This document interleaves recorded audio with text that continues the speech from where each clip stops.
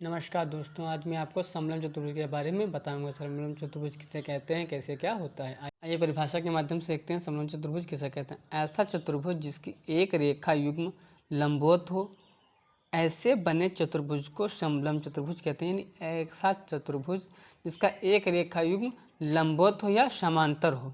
ठीक है, लंबवत हो यानी एक दूसरे के लंबवत ही तो हैं ये, या ये कह सकते हो ऐसा चतुर्भुज जिसकी एक रेखा युग्म समांतर हो समलम चतुर्भुज कहलाता है। यानी या इसको समलम कह सकते हो।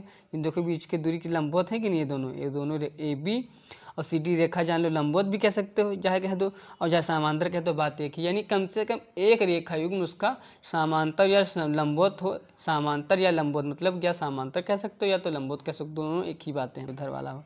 ठीक है, तो हम कह सकते हैं ऐसा चतुर्भुज जिसकी एक रेखा युग्म या तो समांतर या लंबवत तो ऐसे बने चतुर्भुज को समलम चतुर्भुज कहते हैं। ठीक है, देखते हैं आगे क्या दिया हुआ है नोट्स। असमांतर भुजाओं के मध्य बिंदु को मिलाने वाली रेखा की लंबाई समांतर भुजाओं की लंबाई के योगफल के बराबर होती है। यानी कि ये कह सकते हो जो ये असमांतर भुजाएं कौन कौन सी हमारी, जैसे समलम चतुर्भुज में ये हमारे जैसे समलम चतुर्भुज हमारा ये बन गया एक, तब तक के लिए मान लेते हैं समलम चतुर्भुज हमारा एक बना है। ये हमारा समलम चतुर्भुज बना है। ठीक है, ए बी सी डी। ठीक, असमांतर यानी ये तो ए बी और सी डी समांतर हैं, बस सी बी और ए डी समांतर नहीं है। यानी ये क्या हो गई हमारी असमांतर भुजाएं। तो क्या कह रहा है, असमांतर भुजाओं के मध्य बिंदु को मिलाने वाली रेखा की लंबाई समांतर भुजा के लंबाई के योगफल के बराबर होता है। यानी कि इन रेखाओं के मध्य बिंदु को, यानी इसका यहाँ पे एक मध्य बिंदु मान लो, इसका यहाँ पे, इन दोनों रेखाओं के मध्य बिंदु को, ठीक है, मिलाने वाली जो रेखा है असमांतर समांतर भुजाओं के योगफल के बराबर होती है। ठीक है, यानी समांतर भुजाओं के योगफल के बराबर होती है। ठीक, अब आगे देखते हैं क्या दिया हुआ है। समलम चतुर्भुज के विकर्ण एक दूसरे को समद्विभाजित करते हैं। यानी समलम चतुर्भुज हमारा होता है ये इस तरीके से, देख लीजिए। इनके विकर्ण जो हैं एक दूसरे को समद्विभाजित मतलब आधे आधे भागों में काटते हैं। तो यानी समांतर चतुर्भुज समलम चतुर्भुज के विकर्ण एक दूसरे को समद्विभाजित करते हैं। ठीक है, अब आइए समांतर समलम चतुर्भुज के क्षेत्रफल का सूत्र देखते हैं क्या दिया हुआ है। समलम क्षेत्रफल का सूत्र बराबर 1/2 समांतर भुजाओं का योग इंटू ऊंचाई, यानी 1/2 समांतर भुजाओं का योग इंटू ऊंचाई, ये समलम चतुर्भुज के क्षेत्रफल का सूत्र होता है। आइए कुछ उदाहरणों को हल करते हैं। क्या है समलम चतुर्भुज के, समलम चतुर्भुज का उदाहरण दिया हुआ है। समलंब के आकार के एक भू क्षेत्र का क्षेत्रफल 1440 मीटर स्क्वायर है। समांतर भुजाओं के बीच की लंबवत दूरी 24 मीटर है।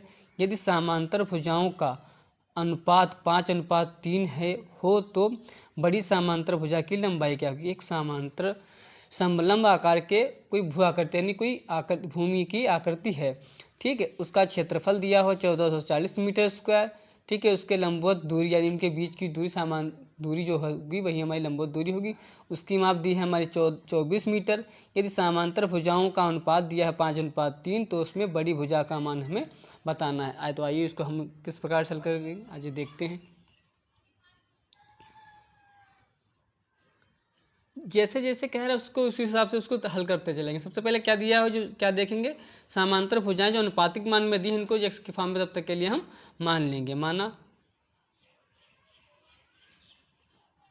समांतर भुजाएं बराबर समांतर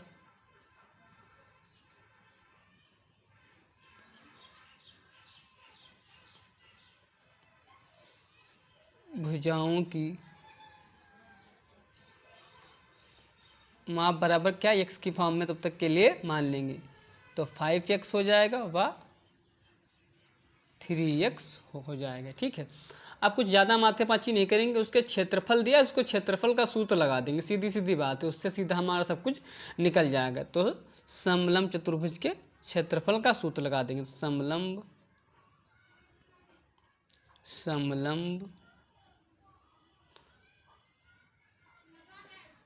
भू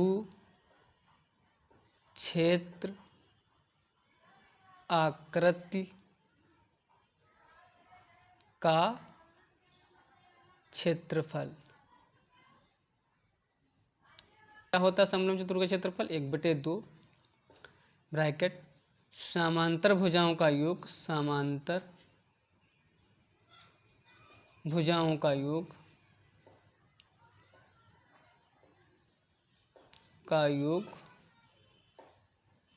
ठीक है, ब्रैकेट बंद, इंटू ऊंचाई। ये सूत्र समांतर समलंब चतुर्भुज का क्षेत्रफल का सूत्र होता है। ठीक है, आइए देखते हैं भूआकृति का क्षेत्रफल कितना हमको प्राप्त है, 1440 बराबर 1/2 इंटू, अब फिर क्या दिया है, समांतर भुजाओं का योग यानी कि 5x + 3x ये हो गया हमारा, इंटू ऊंचाई कितनी दी हमको है, यानी वह लंबवत दूरी हमारी कितनी है, 24 मीटर। ठीक, आइए देखते हैं अब क्या करेंगे, दो हमारा ये इधर काहे में है, गुणे में नहीं, यहाँ से नहीं, यहाँ से इसको काट लेंगे, 2 × 1 = 2 और 12 दूनी 24। ठीक, फिर 12 × 1 = 12, ये इधर भाग, गुणे में उधर जाएगा भाग में, जो भाग करेंगे इसको तो हो जाएगा 12 × 144 यानी 120 ही आ जाएगा, यानी 120। ये एक ही मतलब चर राशियाँ हैं तो आपस में जुड़ जाएंगे, 5 3 8 x, 8 ये इधर गुणे में उधर जाएगा तो कहाँ में हो जाएगा, भाग में, तो x बराबर 120/8। जब इसको भाग करेंगे तो 15 × 8 = 120। ठीक है, तो x बराबर कितना निकल के आएगा हमारा, 15, ये हमारा निकल के आया। जो x का मान निकला है हम भुजाओं के मान में रख देंगे तो हमें जो बड़ी भुजा होगी वो मालूम हो जाएगी। अतः भुजाएं बराबर क्या हो जाएंगी, 5x, x की जगह पर हम 15 रख देंगे, व 3x, 3 की जगह पर हम 15 रख देंगे, हम बता चुके हैं। तो क्या हो जाएगा, 15 × 5 = 75 मीटर, मतलब मीटर में डिजिट रखेंगे, तब तक यहाँ पे मीटर मान लेते हैं, हर जगह मीटर कर लेंगे। ठीक है, मीटर में ही माना है ना, मीटर व 15 × 3 = 45 मीटर। अब इसमें बड़ी कौन सी है, 75, तो यानी बड़ी भुजा हमारी कितने माप की होगी, 75 मीटर की। अतः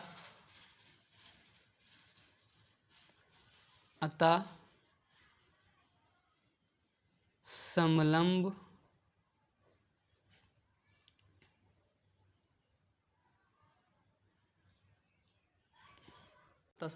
भुजाओं की समांतर भुजाओं में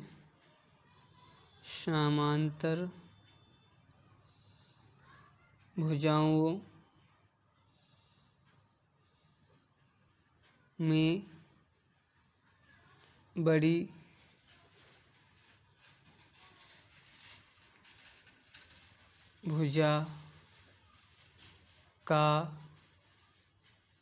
मान 75 मीटर होगा।